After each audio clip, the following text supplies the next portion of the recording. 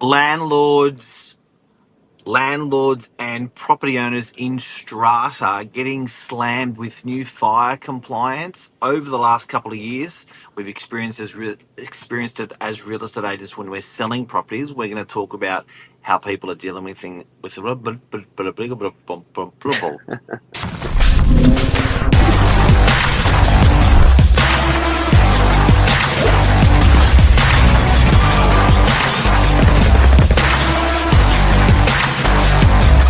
I'm the ringleader, so listen up. That's brilliant. Thank you. Brilliant. Thank you very much. I feel like an Olympian doing breakdancing. A female Yeah. Olympian doing breakdancing this morning. That's how I feel. But good weekend. Good weekend. Did you hear about our our Australian Olympian doing breakdancing? I've seen it go viral, but I haven't heard the latest news if there is more. All I can say is every sportsman is entitled to have a bad run. You know, That's if you right. got if you're trying to find it, guys and girls, you can see a little bit on socials. But if you want to see the whole thing, you've got to go to the 9Now app, and you got to cycle back to the Olympics, and you got to cycle back to the breakdancing female. And about 3/4 through the 2 hours of breakdancing, you'll see her. She goes through 3 sessions, and very interesting, very interesting. But hats off for giving it a go. A lot of exercise, a lot of hard work, and Yeah. respect to her.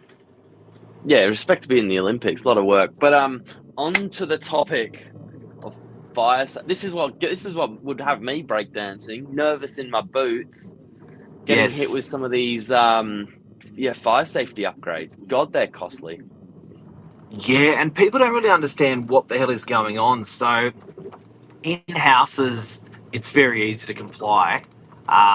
Hell, you just put up some sensors and she'll be right, mate. Put them in the right locations. But with strata properties, they require them to be hardwired. They require compartmentalization. So certain doors have to be 2 hours, 4 hours, or whatever burn proof.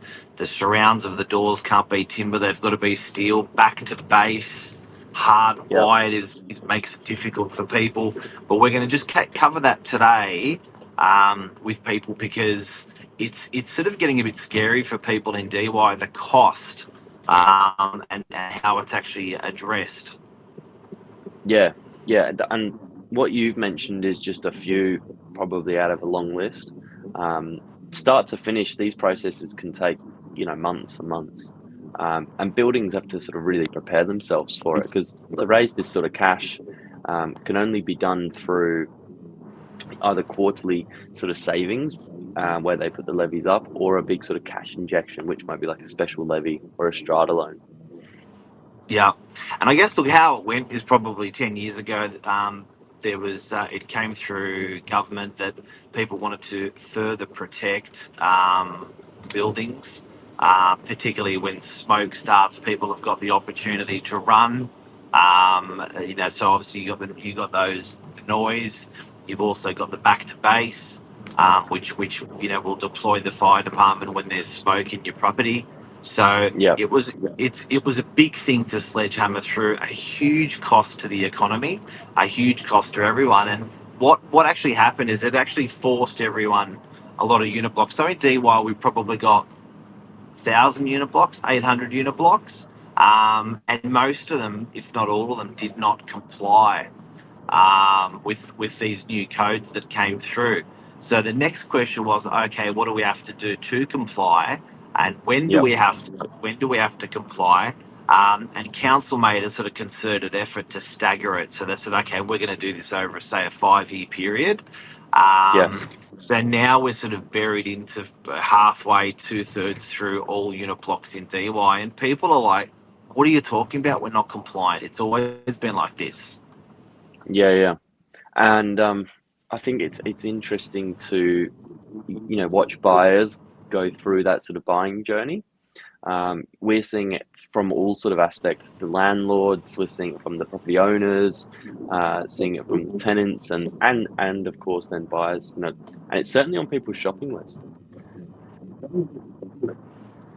And look, it's one of those things where I guess we're sort of getting pretty good at it as real estate agents, because we're having to explain it to purchasers where they have these non-compliance or these works coming up, and we're explaining it to landlords as well. All in all, it's costing some unit blocks, some apartment owners 15 grand. It's costing some of them 25 grand, depending on the level of compliance needed on their particular building. But there's a couple of key things they want. They want to have so trenches are the things that actually sit outside the windows. Those little, and sometimes some of the blocks have the trenches internally. Not really a requirement. Sensors back to base. What does that mean? So, well, Wi-Fi, no good. It has to be wired, and when we say back to base, it's a copper cable that actually rings a telephone line and rings the fire department. So nothing Yep. over 4G or wireless. So it makes it more expensive because you're running a bucket load of cables through the building. Still, that's probably a low cost. They want the most extreme parts of the apartment, they want a high flow water, those things, hydrant. Yeah. So they have to. So the hose from that high flow hydrant has to get to the extreme points of every apartment. So you are finding that these are installed in areas. So when you pull out the hose and you're at the end of the hose, it actually gets to the last apartment, the longest distance apartment.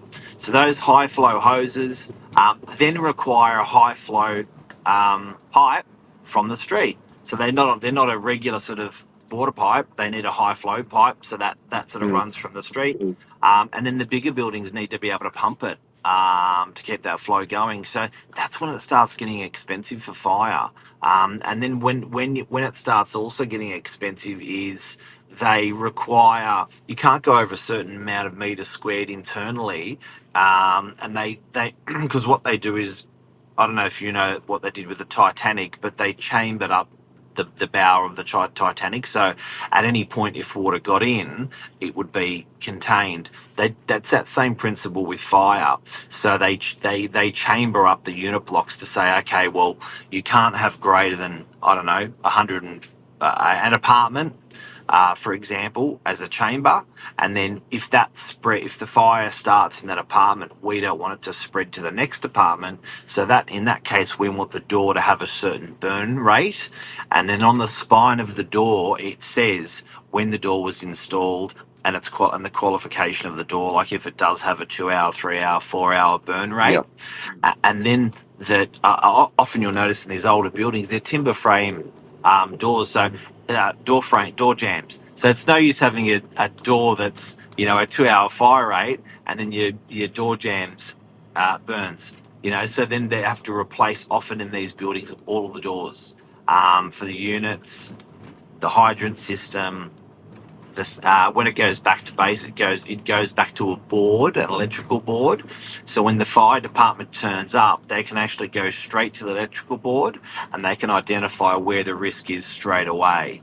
Fire safety panel. There you go. Yeah. But look, you can't put sort of a price on safety, right? And I think it's good that there is some kind of constant upgrade, constant progress when it comes to this stuff. I think people's frustration sometimes comes when they see the trades marking up huge margins on work because it's got to be done. And let's face it, who's got 3 or 4 different fire safety companies that in their back pocket they can quote? They're relying heavily on the strata to do that due diligence for them, make sure they're getting themselves a good price. Yep. Then it's got to be checked. So some buildings are quarterly, biannually, So it's got to be checked. Someone's got to come through, and all the equipment's got to be checked, make sure it's operational, working, tested. You know what? We're probably one of the most compliant in the world when it comes to fire safety, and good on us. Like I think you can sleep at night, knowing that because it's not only you, it's other people in the building that may be silly, and something or may have an accident, and then you're protected.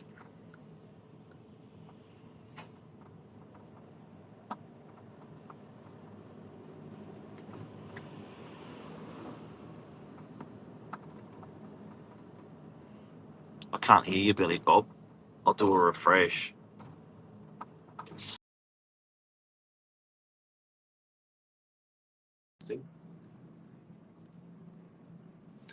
But yeah, guys, if you can you hear me Oh, now? you're back. Yeah. Thank you. I say if you're a buyer, have a look for something that's where it's already done, or they've started that work. You'll thank Big yourself. time. Yeah. Look, the biggest tip out of what we've spoken about today is awareness about it. So when you're looking to buy, just see if it's up to date on all the codes of the building, and you could be saving yourself a lot of money, because I think a third to a half of DY is not done, and it's coming up, and it will cost you unexpectedly. Yep. There you go. Stay safe. Fire. Good luck to our Australian break dancer. Have a great day, Mark. See you guys. Love you. Bye.